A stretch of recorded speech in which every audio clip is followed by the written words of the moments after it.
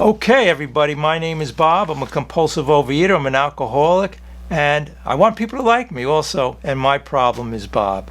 All right, so we have a great topic today. I think you really like this because, well, actually, the topic's related to everything else in our life, and everything else in our life is related to the topic. So don't have no fear. You'll love the meeting. So it says, how to stop food addiction and compulsive overeating. A lot of times, as you know, I talk about the food because that's the biggest addiction.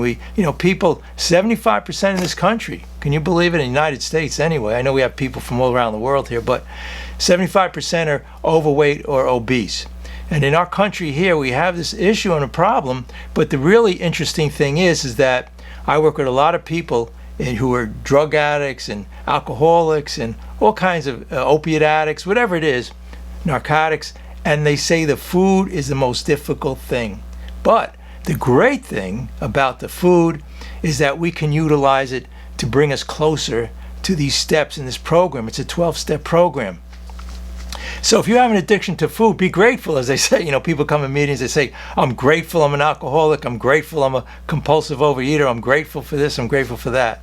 Actually, in my life, I really am, because I never would have had that spiritual awakening we always talk about here. And again, you're going to have it towards the food by the end of the meeting, have no fear. So the thing is, the spiritual awakening, that change of thinking, that's the only way we can attack this problem. So that's how to stop the food addiction and compulsive overeating. I just want to start with one reading because it goes way back to the doctor's opinion. And what did the doctor figure out? The doctor figured out that all the medical people, just think about today with all these diets and all the medicines and all the pills and all of these things, couldn't figure it out. The way, anybody sitting here knows that 95% of the time you try it failed, and the other 5% who do it are miserable. I know some people who did last. I lasted a year trying to figure it out, going on a diet, trying to control it through self-will. I went a whole year, but that day came when it didn't seem that important to me anymore. That's the big problem with it. What we need is a design for living. This is what the steps are about.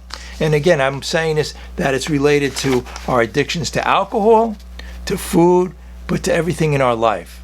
The addiction to get people to want people to like us. That's the expectations or resentments ready to happen. When we go out in the world and when we think about me or we talk about this all the time here at this meeting, how to get out of self, having that spiritual awakening. Again, I could put it, it's a simple program. Basically, it's getting out of self, losing the self, forgetting the self to find the self, the real source of happiness and joy, which is in here. We blocked it out with all the defects of character. So anyway, in the doctor's opinion, let me get to that. What did the doctor say?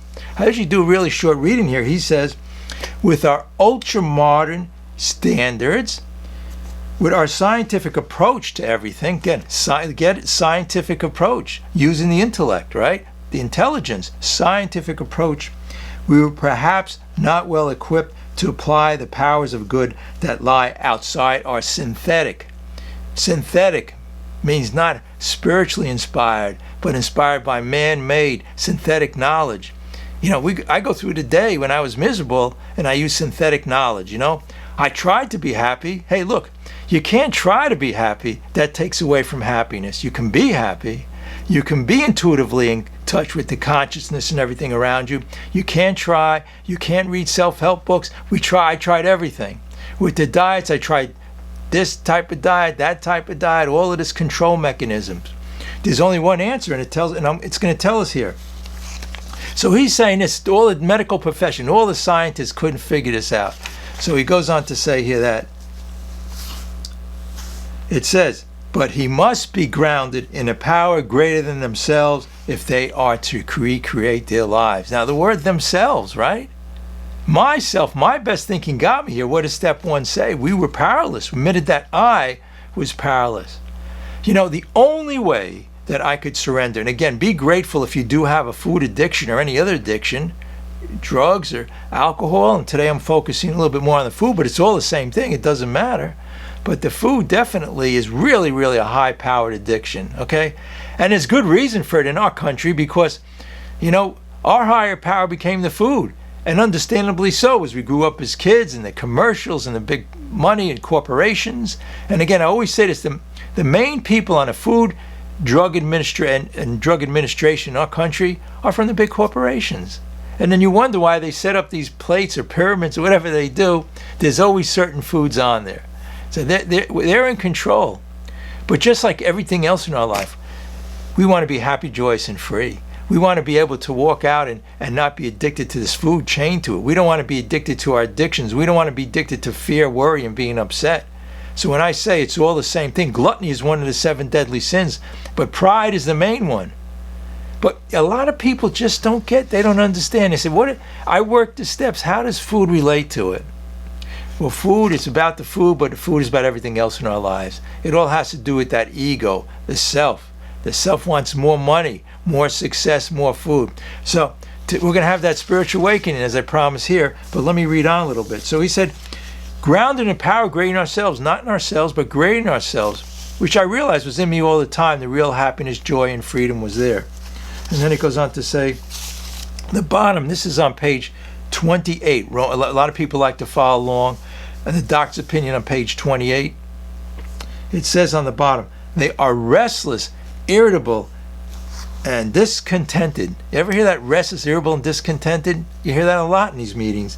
Unless they can experience the sense of ease and comfort which comes at once by taking a few drinks which others taking with impunity. So it's saying here, I had a solution. I have a solution, right? If I had more alcohol, if I had a big plate of food, that's my solution, right? We made that our higher power, but on the other side of eating that food, let me just get into a minute. I have a thing here about the health issues with food. There's pages of them, okay? So we're imprisoned by this food, but also not only the physical, I'm talking about the physical problems that come from the food, also the psychological. So what is it? The main psychological problem is that you're making food your higher power. So you come in the house, you lock the door, you close the shades down, and you start eating. Or you go to a fair, and you're worried about the food, and you're tripping over people to get to be the first one there. Not disregarding all the love in people in the world and the vibrations. When I get in my car, I used to eat some food in the car as I drove. Did I see the beauty of nature? Did I resonate with all of life? No, I was consumed by the food. Again, this could be resentment, anger, fear.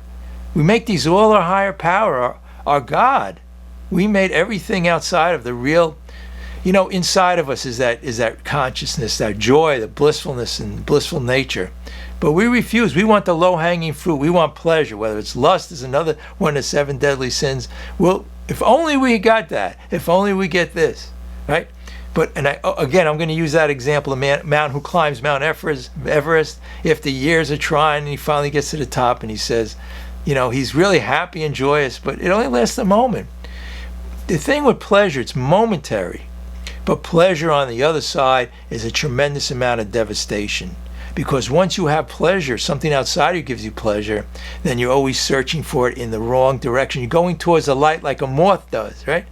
So when we get centered and we have righteous thinking, we work these steps, and we have this God consciousness, this spiritual awakening, our thoughts go to the center where all the joy, because I told you also, this guy said that I heard at a lecture where the guy talked about the man how to climb Mount Everest to be happy. He also said I could sit on my couch and be just as happy. So we could be happy, joyous, and have the freedom without having to have globs of food, right? We could have God's natural food, have the clarity. Just this alone, if you get the clarity to feel like God's natural water, the synthetic, he talked about in Doc's opinion, synthetic knowledge, and the scientists made up this food with all the salt, oil, and sugar. And again, you go to a supermarket, the foods have 50 ingredients, 49 of them are poison. Again, if you want to know what I do, it's called one ingredient. One natural ingredient is what I have in the foods.